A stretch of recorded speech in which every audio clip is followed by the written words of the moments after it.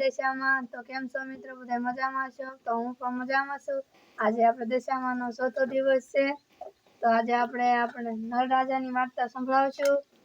તો બધાને સાંભળવા વિનંતી કે જેમ કે અમારી વાર્તા ગમે દશામાની તો વધુ ને વધુ તમારા દરેક મિત્રોને લાઈક કરજો, શેર કરજો અને વધુ કરીને સબસ્ક્રાઇબ પણ કરી દેજો, જેથી કરીને અમારા નવા વિડીયો મળતા રહે। જય દશામાં। તો આપણે વાર્તા શરૂ કરી દઈએ। પહેલા મારી દશા હતી, તેથી તમે કોઈ મને ઓળખી ના શક્યા કે હું કોઈએ મને પૂછ્યું નહોતું કે તું કોણ છે। મને પૂછવા વગર હું કહું કે હું દમયંતી છું તો પણ તમે માનતા નહીં, પણ હાલ મારી દશા વળે છે, તેથી હવે તમે બધું સાચું માનો છો એમ કહી દમયંતી સરોવરની હકીકત રાજાને કહી સંભળાવે છે। પછી તો રાજાએ હિંડોળા પર નવલીને બેસાડી નવા નવા શણગાર પહેરાવ્યા અને પ્રેમથી એમ કરતા જ ઘણા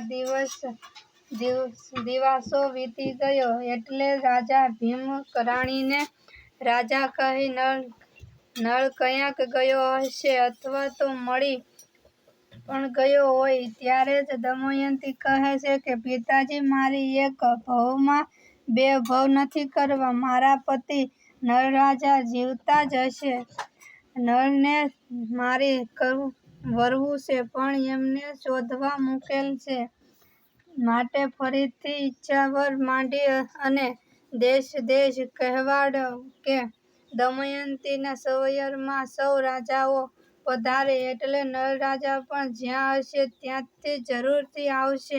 મારા રાજાના હાથે 11 ઝરી છે, એટલે તો એ ગમે તે રૂપમાં હશે તોય શોધી લઈશ અને એમને વરમાળા પહેરાવી છે। દમયંતીની વાત માની રાજા ભીમકે સરોવર માંડ્યો, ત્યાં દેશ દેશના રાજા આવ્યા। નળ જ્યાં ઘોડાની તાલીમ આપતો હતો તે રાજાને સરોવરનું આમંત્રણ મળ્યું, તે રાજા કહે ચાલો આપણે પણ દમયંતીના સરોવરમાં જઈએ। તેણે નળને કહ્યું કે સારામાં સારા પવન વેગી ઘોડા રથને ઘોડો જોડી અને તમે રથ હાંકવા બેસો, જેથી જલ્દી પહોંચી જઈએ।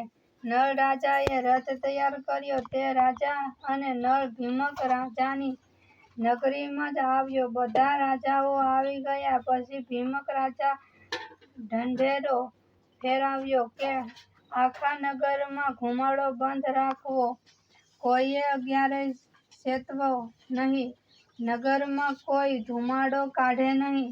જ્યારે નળ રાજાને ભૂખ લાગી ત્યારે જ નળે હાથમાં 11ને પેડાયો અને ખીચડી રાંધી, તેથી જ ધુમાડો થયો। ભીમક રાજા એ સિપાઈઓને જોઈ ગયો અને તેમણે ભીમકને જાણ કરી કે એક રાજાના નોકરના હાથે 11 ઝરી છે। દમયંતીએ જાણ્યું એટલે એણે માની લીધું કે એ જ નળ રાજા છે। ત્યારે જય દશામાં તો હથેળીમાં ઝરણા ગાળી તેના જ પર દમયંતી બેસી કળશ લઈને નીકળી। સર્વ રાજાઓને બાજુ રાખી દઈને નોકર રૂપમાં જ નળ રાજા પર કળશ ઢોળ્યો। ત્યારે જ બધા રાજાઓ ગુસ્સે થઈ ગયા અને કહેવા લાગ્યા કે ફરી ઝરણસરી ગાળી કળશ ફેરવો। ફરી હથેળી આવી ત્યારે જ પણ નોકરને ઉપર કળશ ઢોળ્યો, એટલે બધા રાજાઓ વિચાર કરતા જોઈ રહ્યા। પછી રાણી દમયંતી નોકરને પગે લાગી અને વરમાળા પહેરાવી અને બોલી, મહારાજા, હવે તમે ક્યાં બદલી નાખો। ત્યારે રાજા નળે સપનું સમક્ષમ કર્યું, તેથી કાયાની અદલા બદલી થઈ। કાળા વરણનો રાજા તેજસ્વી રાજકુમાર થયો।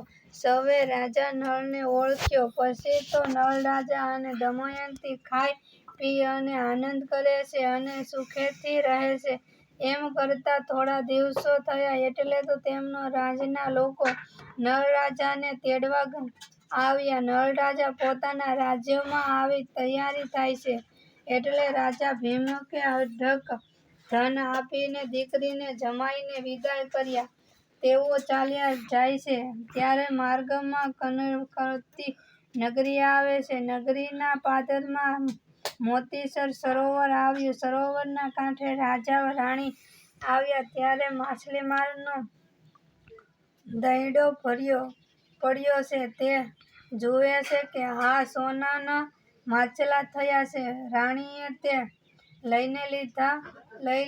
આગળ જતા પણ નગર શેઠનું નગર આવ્યું ત્યારે પડતા ધાન અને કોળી સોનાની થઈને પડ્યા છે. રાજાએ તે લઈને પાલખીમાં જ મૂકી દીધા. તેમને આવી સારી દશા ફળના દોરાએ કરી છે.